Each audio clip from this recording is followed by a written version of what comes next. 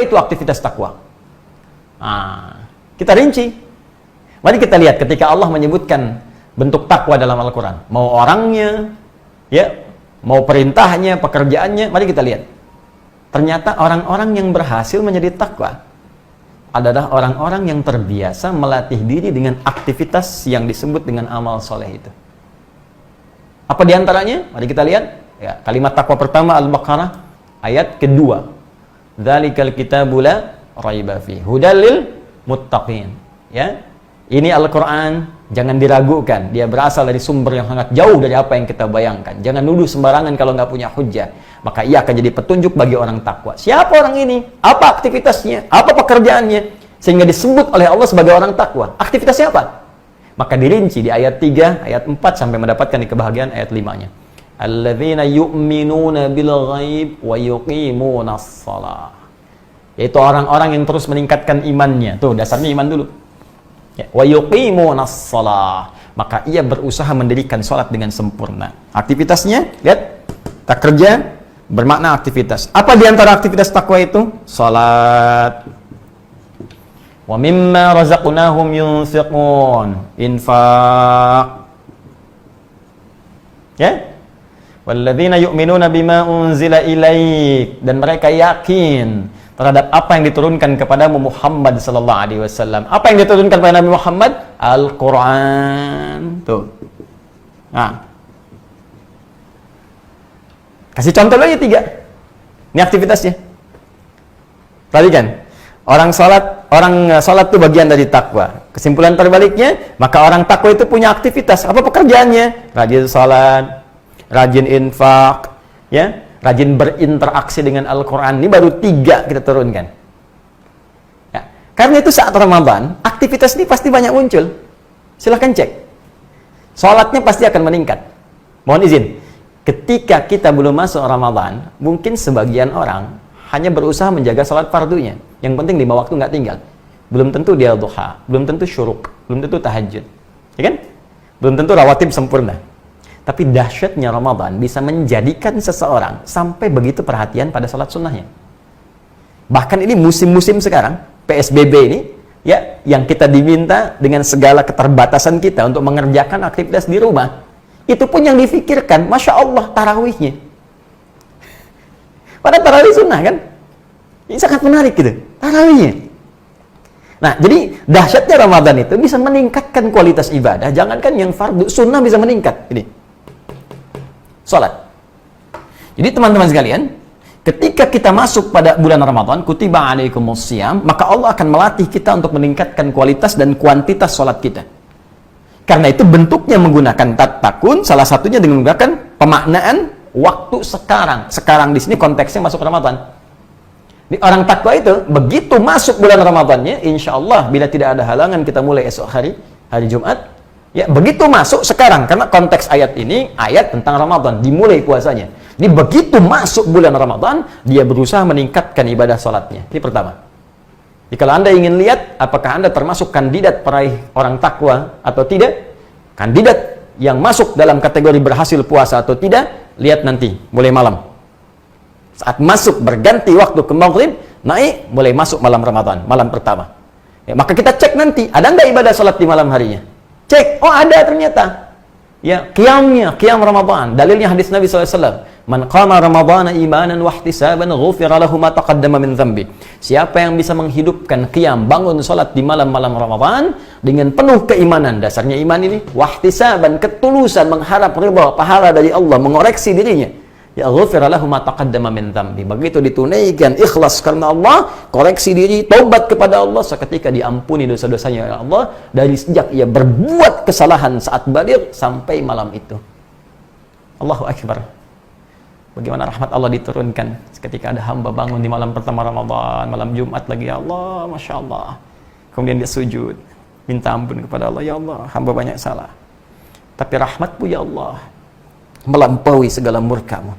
Maka hamba memohon rahmatmu ya Allah. Sujud dia, menangis. Ketika kemudian dia memohon turun ampunan Allah, terbayang, walaupun ajal tiba pada saat itu, kemudian dia wafat di malam pertama, dia sudah mendapatkan ampunan Allah Subhanahu wa Ta'ala dari semua dosanya. Dan dia punya amalan pertama kali sujud. yang jadi kebanggaan di hadapan Allah.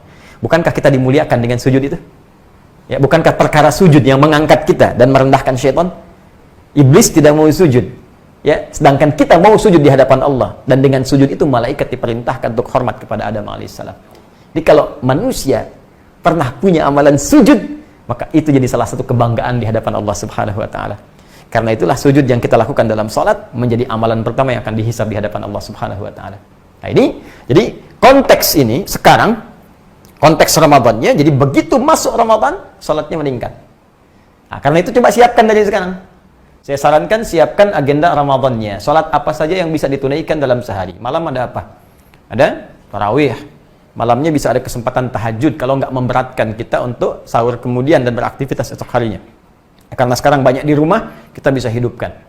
Ya, kemudian masuk keesokan harinya 2 rakaat sebelum subuh, ya.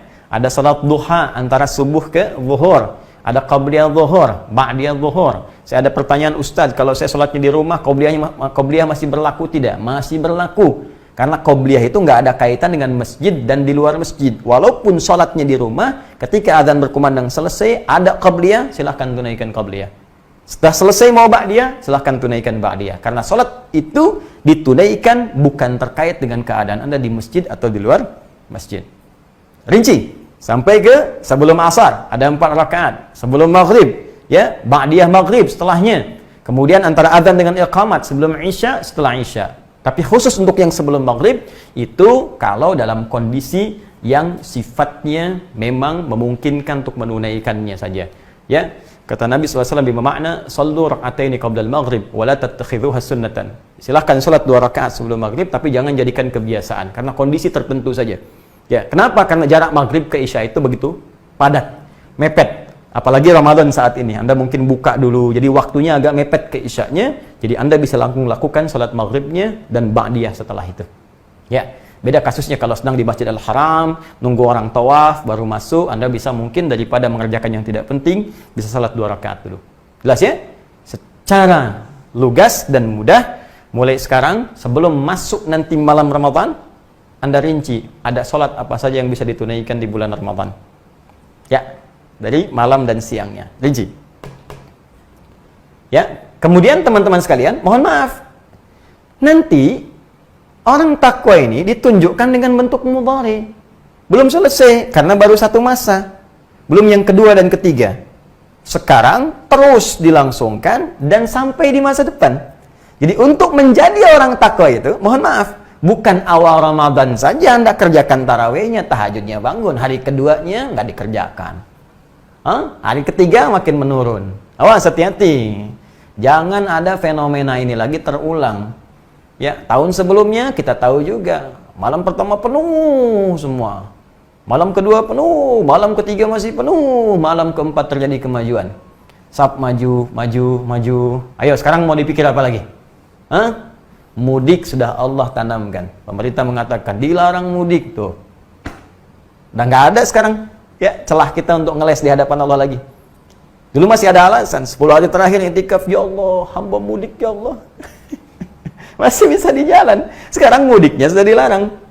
Ya, pelarangan ini untuk kebaikan kita juga supaya tidak menghambat virus itu kemudian menyebar di daerah-daerah yang sebelumnya telah kemudian dijaga dengan baik.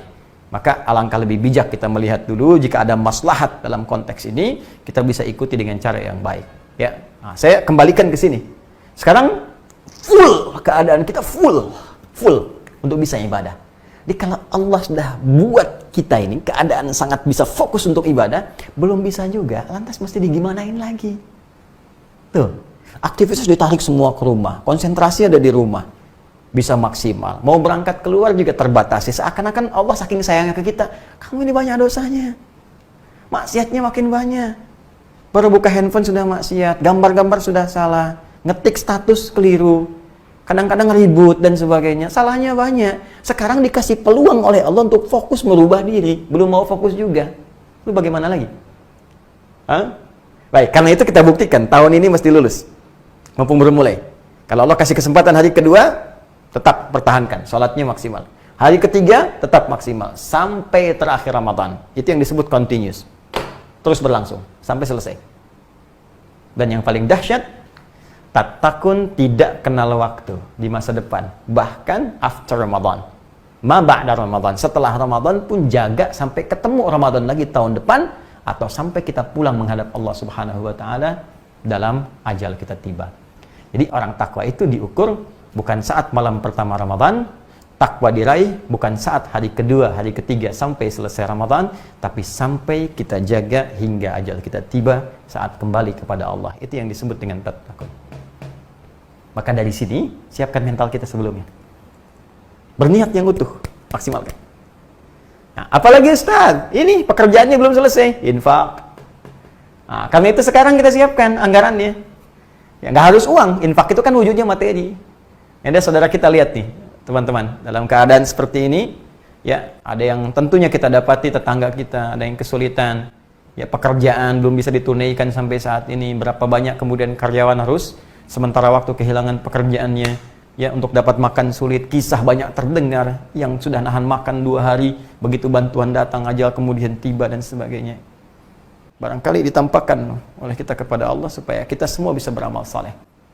Ya, kita jangan melihat ini beban si fulan, tanyakan saja, keimanan kita akan mendorong kita untuk berbuat baik.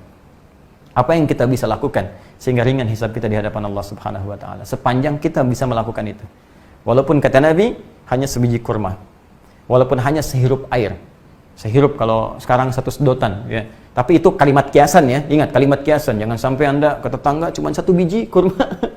Ya, 1 sedot. Sudah itu ambil lagi katanya. Kok cuma 1 sedot? Hadis Nabi Pak, maaf. Bukan. Ya, itu Anda yang belum paham. Jadi itu gambaran kata kiasan. Saking pentingnya berbagi khususnya di bulan Ramadan untuk melatih kita. Dan pertahankan itu. Jadi kalau Anda lulus ba'da Ramadan, maka akan tumbuh sifat tawadhu, sifat dermawan, tidak rakus dengan dunia. Wah, kalau udah bisa ngalahin dunia enak deh pokoknya. Nggak ada beban. Ya, nggak tekanannya nggak tinggi. Ini banyak orang tertekan itu karena kalah oleh dunia. Jadi ingin mendapatkan sesuatu, kadang-kadang yang belum dibutuhkan. Banyak yang aneh manusia itu. Ya, Anda itu, saya, kita tidak dihisab untuk yang besok, dihisab tuh yang sekarang. Ngapain Anda banyak mengerjakan untuk yang besok? Merencanakan tuh harus, tapi memberikan beban untuk sesuatu yang belum tentu Anda dapatkan dan Anda kerjakan untuk apa? Maka nikmati kehidupan. Allah atur rezeki kita, Allah atur ibadah kita. Kenapa kemudian kita ikut mencari sesuatu yang belum diatur? Jelas ya?